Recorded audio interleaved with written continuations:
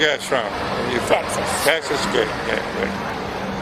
I'd like to put that in my classroom. Are you a teacher? Yep. What grade? I teach college and I teach high school.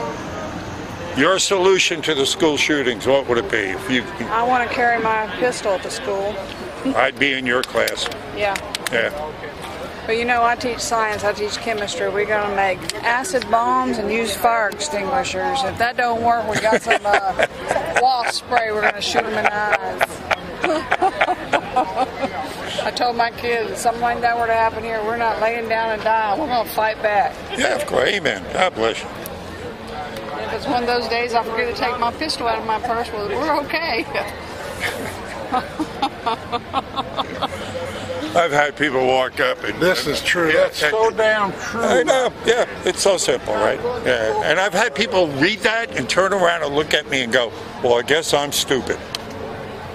Yeah. So let me ask you a question. If we want to take our picture in front of that, we pay for that? If you want, everything's voluntary. I mean, you can leave it. There's a tip thing there. Bulletproof vest fund. Yeah, I mean, if you want to be thought of kindly, of course you leave something. If you want to act like a Democrat, you just take a picture and leave and let somebody else. Let somebody else pay for it. Yeah, right. What city you live in? What city? Fort Worth. Fort Worth? Yeah. Are you also in the educational system? I am not. I'm actually in mortgage. In mortgage? Yeah. Somewhat a little bit safer than being a teacher these days, I think. Yeah, You know? a little bit. Little bit. Yeah. It's not exciting. What grade should you teach? High school. I teach high school, 11th grade. Well, what subject? U.S. history. Oh, how nice. Yeah. Your solution to the school shootings, what would it be? Solution to the school shooting. I know. Well, there's like more than one solution. I mean, or there's got to be more than one solution. You can't just have a fix-all thing. Well, that's what I'm asking. I mean, you're in there. You're the one being shot at. I mean, I think most schools are now redesigning. I think like if you want to just surface level, you need design better schools. The school I work in is an old building, so like I would probably redesign the building to make. So we should make our schools more like prisons? Oh, no, I didn't say that. I just said redesign it to be safer. Like there's like 83 different exits and entrances in my school, so like that's. Well, there were only 2 at the last one. That was one of the things that was talked about too. That there were only 2 exits, so they were kind of right. I don't know. What about the proposal that has been put forth that people that were ex-military or trained in weaponry, and there are teachers that, of course, are ex-military or would have or already have concealed weapons permits. How about having 10 or 20 of the teachers armed? I don't like that idea. Why not? I don't think, you just asked, do you want the schools to be a prison?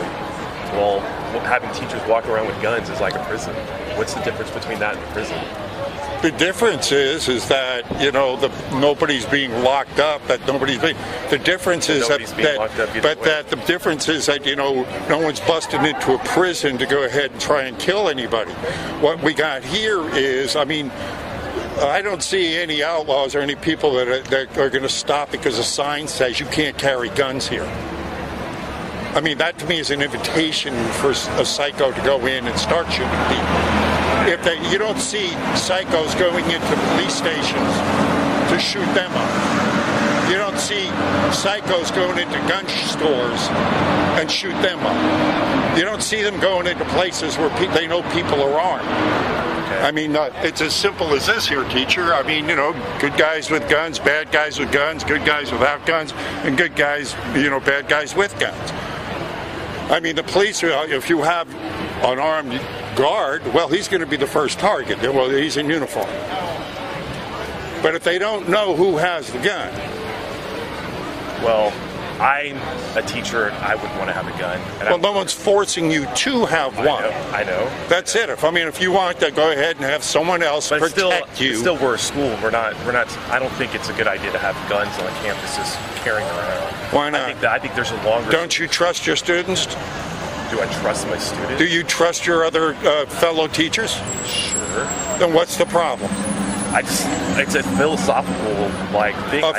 So is that philosophical thing you got going on in between those empty years going to help you when a bullet's heading your way? Let me ask you this: where's the funding going to come from to train these teachers? A lot of them are already trained. A lot of them already have. Talked to teachers out here that I just talked to one. A matter of fact, a couple just came from Texas. Was a teacher, teaches high school and college.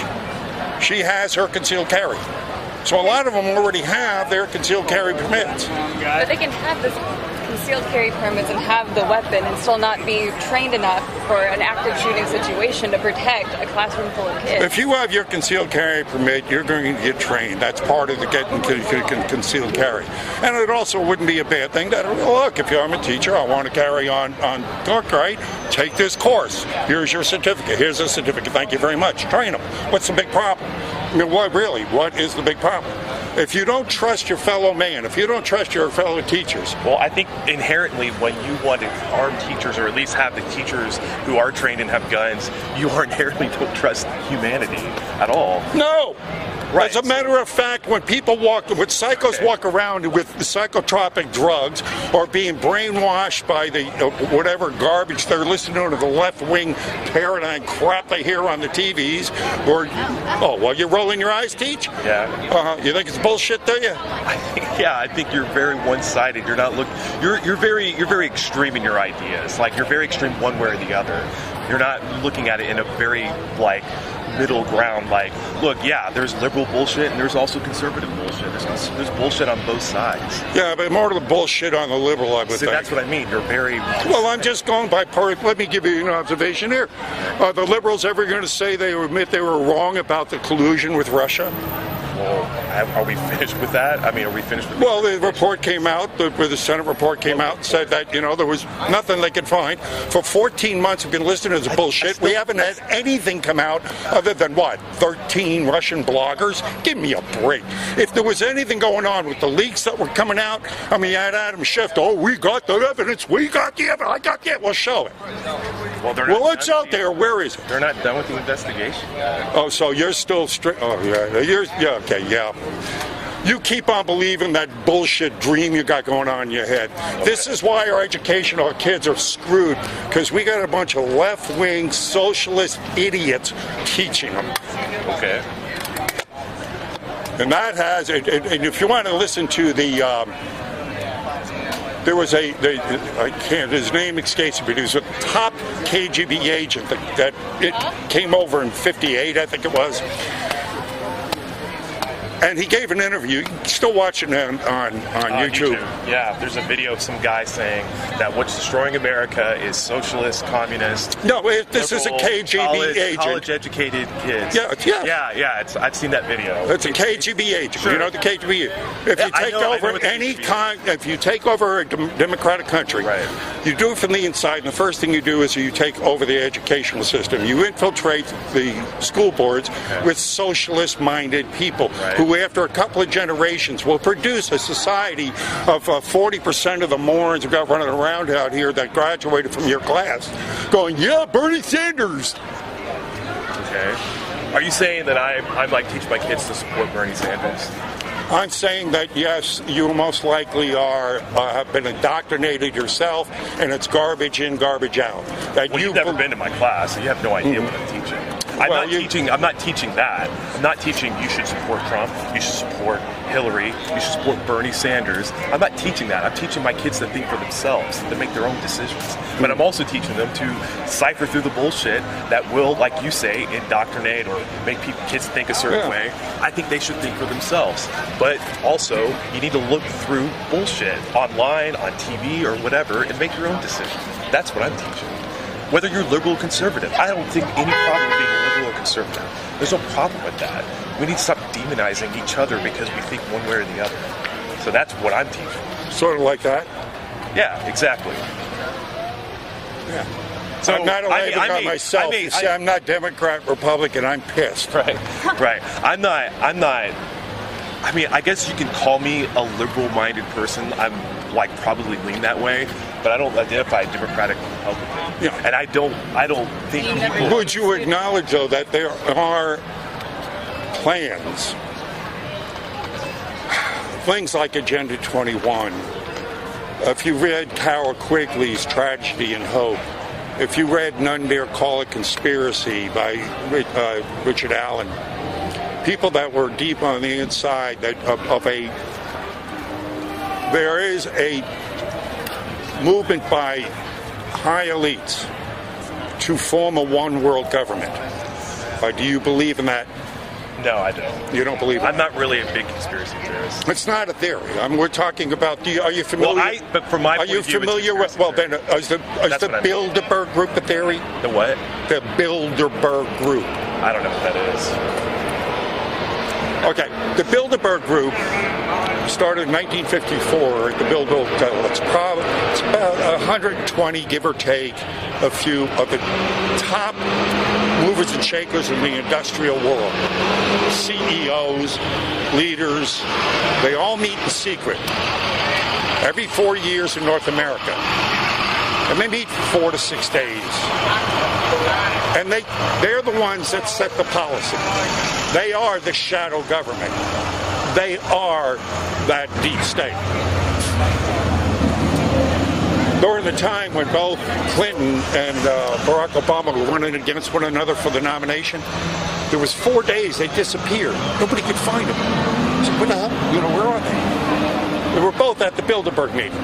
And it was there that was said, you will be Secretary of State and you're going to be president, and when he gets done, we're going to put you in. That was the plan set back then. It's the Bilderberg Group. I would highly recommend, as a history teacher, that you might start understanding what's influencing our government, because it is the secret societies. One of the is this the one that selected Trump to be president? Well, as a matter of fact, thank you. It's a segue into what I was just about to say. During the campaign, Newt Gingrich was asked, why does his own party dislike him? And he said, because he's never been part of any of the secret societies. He's never belonged to Skull and Bones. He doesn't belong to the IMF. He's never been to Bohemia Grove. He belongs to none of the secret societies. He's a wild card. They don't own him. He's a billionaire. They have nothing on him. So he is and was, and indeed, the one thing that they were afraid of. A free-thinking, independent man to come along and expose exactly what they're doing. Because I just spoke to a woman here that was doing business from Spain, who was working with the International Council on Foreign Trade and Commerce. She worked within the EU. She was in the EU. And I mentioned to her about Agenda 21. She knew it right off the bat. Are you familiar with Agenda 21? No. Well, you see, history teacher, I'll give you some information on that before you leave. I'll give you to look it up. It is a UN charter that dictates down to the very local level our government. The International Council for Local Environmental Issues, it's called ICLEI. You become a council member in your local town, you automatically become a member of ICLEI. And you have to abide by the standards and rules set up by unelected officials from the UN. Because of why? Well, sustainability. We have to have a sustainable world where we all live together, where things don't override one another. We don't upset the equilibrium. And we certainly don't want to upset the elites that are setting up this government and have set it up for hundreds of years. And again, Carol Quigley, who is Bill Clinton's mentor, wrote the Bible on it called Tragedy and Hope. It's a 1,500-page laborious book going like the Bible on world government. It is their go-to book. So if there was this elite shadow government panel, council, whatever, that selected like Obama and Hillary from their positions, again, my question is, why was Trump selected? They didn't select them. Because they're not all powerful. Well, then okay. They are not all powerful, but they have because the people have been put to sleep. They're only all powerful once a Democrat is elected, but when a Republican's elected, no. That's them. Again, that's not your bias. Well, because they also put the Bushes in. I'm taking what you're giving me and I'm putting together a sequence. But they put in all the presidents we've had since Kennedy, easily, probably before then too. All right, so Kennedy, LBJ, Nixon, and then Ford, Carter, all of them, Reagan, they've all been selected by this panel, this shadow government, except for Trump. Yes. Why? Well, how can you explain Trump? Because they're not all powerful? Well, because the paradigm has shifted. We don't listen to the bullshit we get from the corporate-owned news anymore. The only people who listen to CNN are brain-dead assholes. I mean, nobody listens. They've got lower rates. The last time they did ratings on these guys, they had Yogi Bear rerun cartoons were getting watched more than CNN. Really? So, yes. So nobody's watching them. I mean, we got this little thing called the internet now that bypasses all the bullshit. So we can go to Drudge, we can go to InfoWars, we can go and listen to people on the street, because everybody's walking around now, everybody's Edward R. Murrow. Every one of us got a goddamn camera.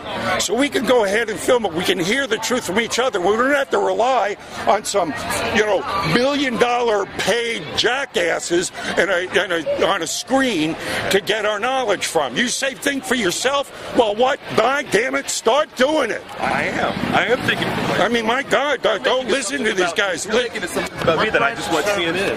Say what? What branch of service do you serve? Why would you ask that? I just asked the question. What branch of service? What relevance does that have to anything? It has a lot of relevance. To you, maybe. Well, what does it mean? I'm just asking the question. I did not serve. I wouldn't be near you. And you're talking about... What bias is that? What does that mean? I've met people that serve who are complete traitors. What does that mean? Traitor to what? To everything, to the country, to the means. I mean, you got this standard here. You come up that, so people that got sort of like Hillary saying the other day in India, all those women, white women that voted for Trump were voting because their husbands voted for him. They don't have a mind of their own. So what you're saying, everybody, you're just generalizing. I can't be a true American because I didn't serve in the military? Is that what you're saying? I just asked a question. Yeah, and I answered you. So are you angry? Because you gave me a shit answer, and I'm giving you a shit back. You're out of your fucking mind. I've been told that before. Look, man. Like, here's my thing. Like, you want to convince people like your point of view and what you believe. I don't think coming across very aggressive and kind of getting in people's faces is the right way to do that. Oh well, thank you very much for your critique. Okay. I still don't give a shit. All right. Well. Really, what am I supposed to do? Take your word for it? You're losing. Look what you're doing. We got him in. They were saying the same thing about him. We got him in. Look, nobody's losing. We're all in the same country. Like, no. There is a big loss. Indeed, if we allow people... Like, it's this kind of thinking that's bad. This kind of thinking? Oh, then President Kennedy was wrong when he gave the speech. The speech got Kennedy killed when he named the shadow government. Okay. He said the shadow government.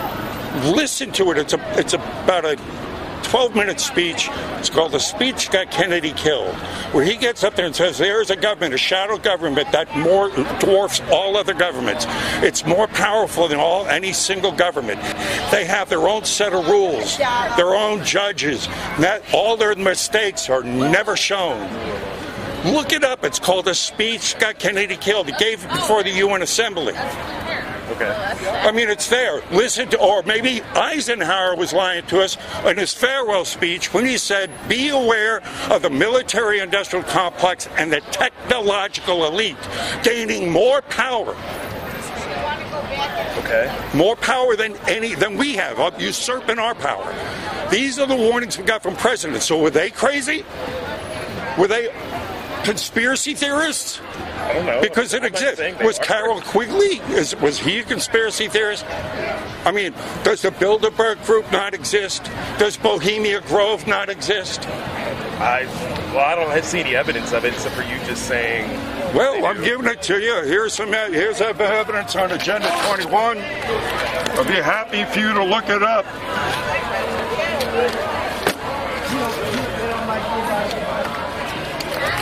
It's been morphed into Agenda 2030 recently because we've set them back on their program for world government.